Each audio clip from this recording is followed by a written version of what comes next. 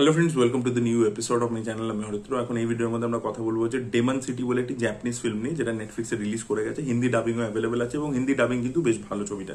এবার এই ছবিটা প্রায় রান টাইম হচ্ছে 1.5 ঘন্টা মতো। 1.5 ঘন্টা আপনাকে খরচা করতে হবে ছবিটা দেখার জন্য।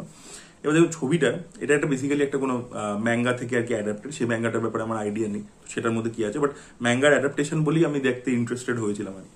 এবার এটার একটা খুব রুটিন রিভেঞ্জ স্টোরি আর কি, যে একটা হিটম্যান রয়েছে যে কাজ করে। এবার সে একটা কাজের পরে ভেবেছে যে আমি আর ছেড়ে দেবো, এই ধরনের কাজকর্ম করবো না, এবং সেই সময় আর কি একটা গ্যাং মিলে ওর পুরো পরিবারকে মেরে দিয়েছে। ঠিক আছে, এবার বহু বছর কেটে গেছে, এ পুরো একদম প্যারালাইজড হয়েছিল, কোমাতে ছিল, সেখান থেকে বেরিয়ে এসছে এবং তাকে বদলা নিতে হবে। এই টাইপেরই গল্প, খুব রুটিন রিভেঞ্জ স্টোরি আর কি। এবার আপনি স্ক্রিন প্লে ওয়াইজ কি করছেন, তার মধ্যে কি কি চেঞ্জেস আনছে, সেটার জন্য আর কি ছবিটা ইন্টারেস্টিং হতে পারে। এবার এই ছবিটার মধ্যে দেখবার সময় আপনাদের ওল্ড বয়ের একটা ভাইব থাকবে। ঠিক আছে, কেন আমি সেটা বলে দিচ্ছি না, বাট ওল্ড বয়ের মধ্যে কিছু একটা ট্রোপ ছিল, মানে মেন ক্লাইম্যাক্সের ট্রোপটা বলছি না, এখন ওল্ড বয় যেহেতু অনেকে দেখেছে সেই ট্রোপ নয়, বাট একটা জায়গাতে আপনি ফিল পাবেন যে হ্যাঁ, এত বছর কেটে গেছে, প্রথম যে ঘটনাটা ঘটেছে আর রিভেঞ্জ যখন নিচ্ছে তার মধ্যে একটা অনেকটা সময় কেটে গেছে, এবং একটা ক্যারেক্টারের ব্যাপারে একটা রিভিলেশন হয় পরবর্তীতে টুইস্ট হিসাবে, সেইগুলো কিন্তু মানে রয়েছে, কিছুটা ওল্ড বয় ভাইব রয়েছে। এবং ছবিটার পজিটিভ দিক হচ্ছে কি, যে এখানে যে ভিলেনগুলোকে দেখিয়েছে তারা যে ধরনের মাস্ক পরে, বা জাপানিজ কিছু কালচার, কিছু ট্র্যাডিশন দেখিয়েছে, কিছু মানে ওয়ার্শিপিং, কিছু রিচুয়ালস দেখিয়েছে, সেগুলো কিন্তু ইন্টারেস্টিং বানাচ্ছিল ব্যাপারটাকে। সেটা দেখতে ভালো ছিল এবং ভিলেনগুলো সত্যি বলছি ভয় লাগছিল ওই মাস্কটা পরে। মাস্কগুলো কিন্তু খুবই ডেডলি। কিন্তু তারপরে ভিলেনের যে ক্যারেক্টারাইজেশনগুলো বা এই ভিলেনগুলো যে কি কি চ্যালেঞ্জেস ওর সামনে ছুড়ে দেবে, কিচ্ছু হচ্ছে না। মানে হিরো আসছে, মারছে, বেরিয়ে যাচ্ছে। আমার অ্যাকশনের দিক থেকে যদি বলি, দেখুন অ্যাকশনে ব্রুটালিটি রয়েছে, অ্যাকশনটাকেই সেল করতে চাইছে। কিন্তু আমি বলবো যারা কোরিয়ান জাপানিজ ছবি সচরাচর দেখে থাকে তাদের জন্য কিন্তু এই অ্যাকশনটা খুব একটা যে নতুন বা কিছু ইউএসপি হয়ে দাঁড়াচ্ছে তা কিন্তু নয়। হ্যাঁ, মানে কোরিয়ান ছবিতে, সাউথ কোরিয়ান ছবিতে এরকম ভায়োলেন্স, এরকম ব্লাড শেড, গোর আমরা বহুবার দেখে ফেলেছি, বা জাপানিজ ছবিতেও দেখে ফেলেছি। তো সেটা কিন্তু প্রচন্ড নতুন একটা কিছু ইউএসপি হয়ে যাচ্ছে তা নয়। এবং কোরিওগ্রাফিটার মধ্যে যে প্রচন্ড স্টাইলাইজেশন আছে সেটাও আমি বলবো না।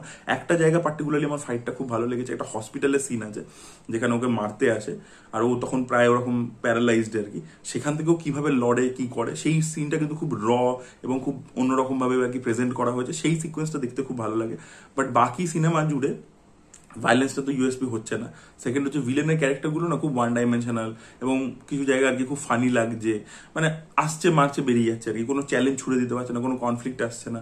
এবং ছবিটার মধ্যে যে ইমোশনাল ড্রামা পোর্শনস গুলো, সেগুলো কিন্তু ওয়ার্ক করছে না। ঠিক আছে, বা আরেকটা জায়গা খুব সুন্দর একটা জিনিস করতে পারতো, যে একটা বন্ধু, ঠিক আছে, সেই বিটরে করেছে, এই ব্যাপারটাকেও খুব সুন্দর করে দেখাতে পারতো, সেটাও কিন্তু দেখাতে পারেনি। তো ছবিটা কিন্তু না মানে স্টোরি লেভেলেও নতুন কিছু প্রোভাইড করছে না, স্ক্রিন প্লেতেও যে ইউনিক কিছু করবো সেটাও নয়, অ্যাকশনের দিক থেকেও যে স্টেজিং বা ক্যামেরা ওয়ার্কে কিছু ইনোভেটিভনেস থাকবে সেটাও নয়, বা ইমোশনস গুলোকে বিল্ড করতে পেরেছে সেটাও নয়। যে ট্র্যাডিশনাল ব্যাপার যেগুলো রেখেছে, ওই যে মনস্টারের ডেমন সিটি বলা হচ্ছে কেন, কারণ এখানে কয়েকটা ডেমনই রাজত্ব করছে, তারা ওই রকমের মাস্ক পরে।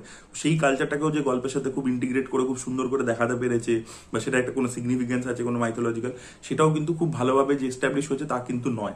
তো ওভারঅল মিলিয়ে ছবিটা আর কি মানে অ্যাভারেজ, খুবই অ্যাভারেজ ছবি হয়েছে। আমার এক্সপেকটেশন ছিল ছবিটা থেকে, ট্রেলার দেখে খুবই ইমপ্রেসিভ লেগেছিল, সেই জায়গায় কিন্তু ছবিটা খুবই অ্যাভারেজ হয়েছে। তো আমার খুব একটা ভালো লাগেনি।